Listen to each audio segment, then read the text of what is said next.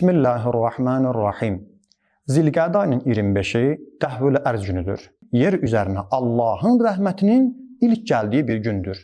Allahın rəhməti yer üzərinə ilk dəfə həmin gün gəlmişdir. Və həmin gün Allah qatında, Allah dərgahında çox bərəkətli və rəhmətli və insanlara xeyir gələn bir günlərdən hesab olunur. Həmin günün əməlləri vardır.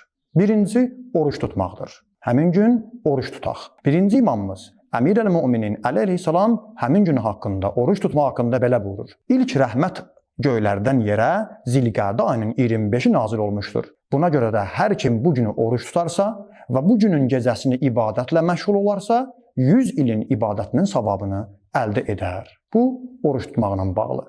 Həmçinin imam buyurur ki, əgər bu gün bir dəstə insanlar bir yerə yığışıb Allahı zikr etməklə məşğul olsalar, onlar dağılışmamışdan, hələ o məclisdən durub, ətrafa dağılışmamışdan Allah onların istəklərini, hacətlərini yerinə yetirər, həyata keçirər.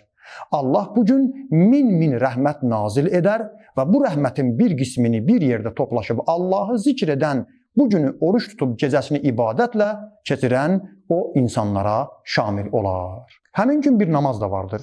O namazı diqqətinizə çatdırıram. Günün əvvəlində, yəni günəş bir balaca qalxdıqdan sonra, günəş yuxarı qalxdıqdan sonra 2 rükət namaz qılınır. Həmin namaz müstəhəbdir. O 2 rükət namazın özündə Həmd surəsindən sonra 5 dəfə Şəms surəsi oxunsun. Şəms surəsi çox uzun surələrdən də deyil. Hər rükətdə Həmdən sonra 5 dəfə Şəms surəsini oxuyun. Və niyyəti də bu olacaq. Təhvil ərz gününün namazını qılıram, qurbətən ilallah. 1 və 2-ci rükətdə həmd və həmdən sonra 5 dəfə Şəms surəsi, namazın salamından sonra bu duanı oxuyun. La havlə və la quvvətə illə billahil aliyyil azim. Ya muqiləl əsərat, əqilni əsrəti. Ya mucibəd də'vat, əcib də'vəti. Ya sami'əl əsvat, ismə' savti, vərhamni və təcavəz ən səyyiati və ma indi. Ya zəl cəlali vəl ikram. Uca və əzəmətli Allahdan başqa güc qüvvət sahibi yoxdur. Ey xətaların, büdrəmələrinin hamısına göz yuman Allah, mənim ayağımın büdrəməyinə, günahlarıma, xətalarıma göz yum.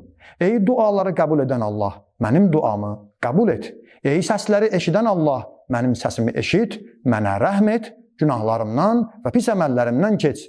Ey cəlalət və ikram sahibi olan Allah. O cümlədən həmin gün bir dua vardır. Belə başlayır. Allahümmə dahiyəl kə'bə və faliqəl həbbə. Həmin duanı da Məfatihül Cinan kitabında oxumağı unutmayın. Allah bizi həmin günün xeyir bərəkətindən inşallah binəsib eləməsin.